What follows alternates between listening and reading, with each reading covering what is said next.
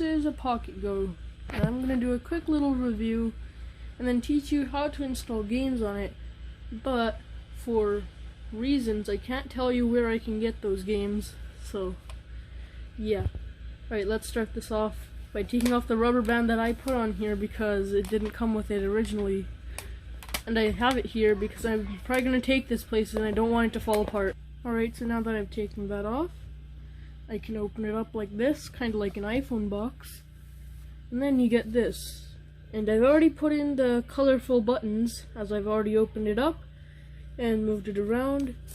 But usually it does come in this little sleeve.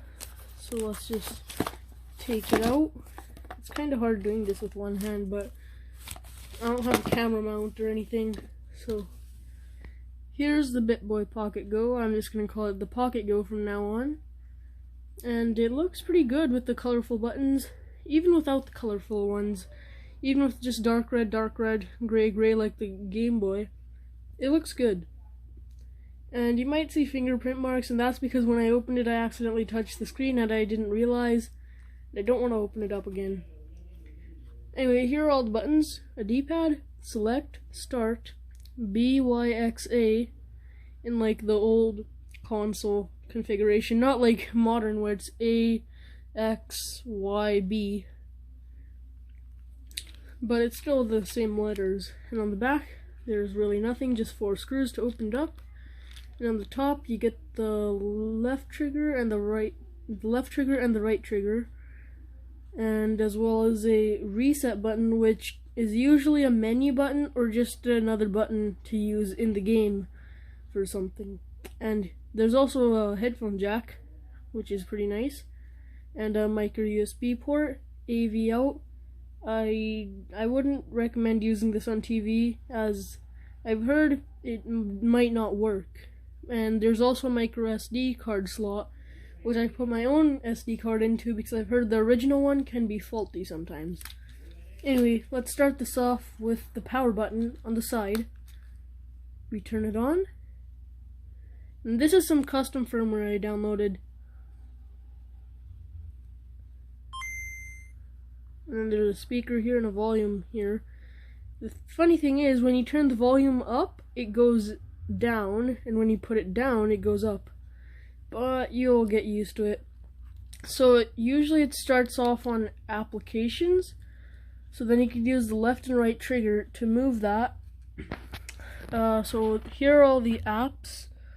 Now the screen might look a bit weird because the camera doesn't pick it up like it does in real life, so it's not actually blurry like it might seem on camera.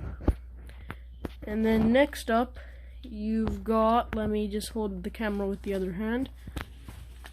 Next up, you've got emulators. There are a lot of emulators, and in fact with the custom firmware I got even more than there were originally.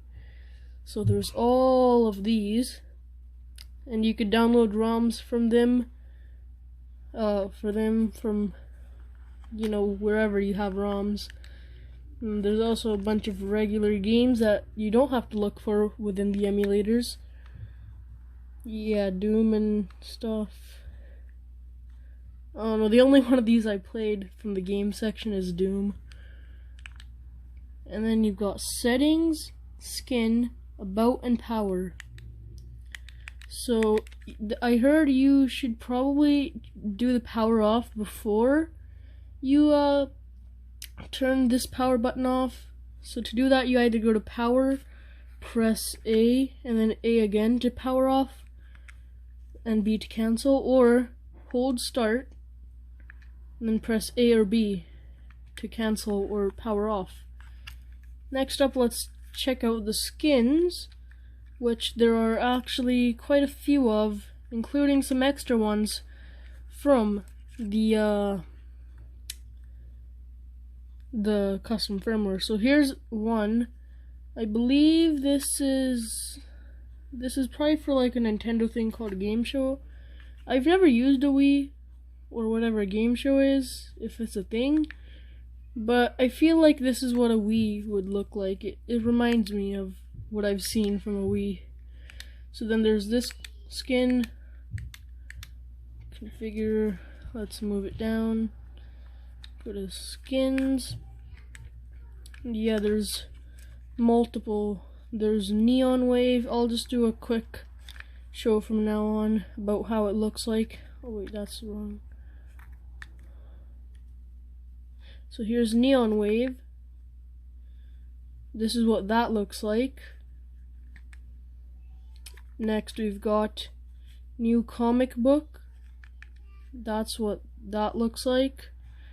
I don't really like this one, but I feel like people probably would.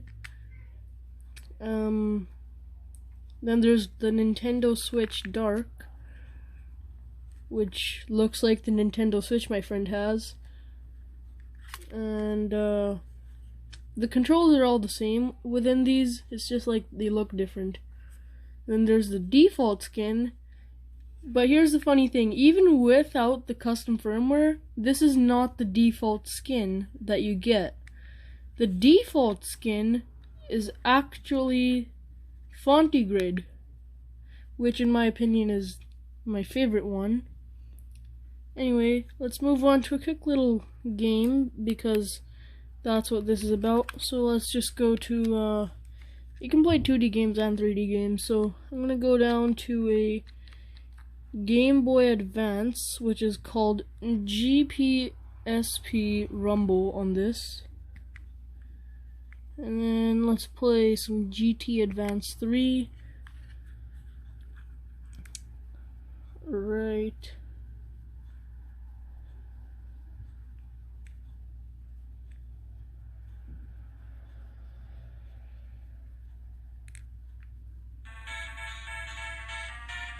Start. And if you don't have any ROMs on your PC to download, it's fine. You could just play the games that come with this. Let's just do a little quick race. The speaker's actually pretty good on this. Go to race. Right. You could even change the weather and the time of day. Go to race. A is accelerate, B is brake. The brake lights actually light up. Look, the brake lights light up. Yeah, I can't play this with one hand because the D-pad is over there. Oh god, oh no. I can't figure out how to exit this one because when I press the reset button, it does that, so I have to press select, and then it's like, yeah, I can go like that. But then that throws me into the main menu, which, that doesn't help because you can't exit from here. Yeah, the farthest you could go is here, and then if you hold start, it's just gonna start it. And this is also a menu button in some games, but it also doesn't work, so I have to power on and off. So, yeah. Anyway, now that we've done that, let's move on to how to install the ROMs. Turns out my microphone didn't want to work in the video, so I'm just going to leave a link in the description to a video that works. Just keep in mind, when you're doing the part with the mini tool partitioner, make sure that before putting the SD card into your PocketGo, after you've installed ROMs or something, make sure to right click on main, change drive letter or whatever it says somewhere near the bottom of the list in mini tool, and then make sure to choose none, because if you leave it as F or G or H or whatever as the drive letter like it does regularly, I believe, then the PocketGo does not recognize it, which is what happened to me originally, which is why it took me 2 hours to figure it out, because I kept messing around doing it over and over again until I realized that in mini tool partitioner you have to make sure that the main partition has no drive letter unless you want to add ROMs, in which case make sure it does have a drive letter such as F main or H main, and then put in your ROMs into whatever the ROM folder is that you want to put it into, And then remove that drive letter again, so it's just called main. It should not be F:main or G main. It should just be main. And then you could insert it into the SD card slot, so it'll work. If you don't do that, then it won't work. Anyway, yeah, that's it.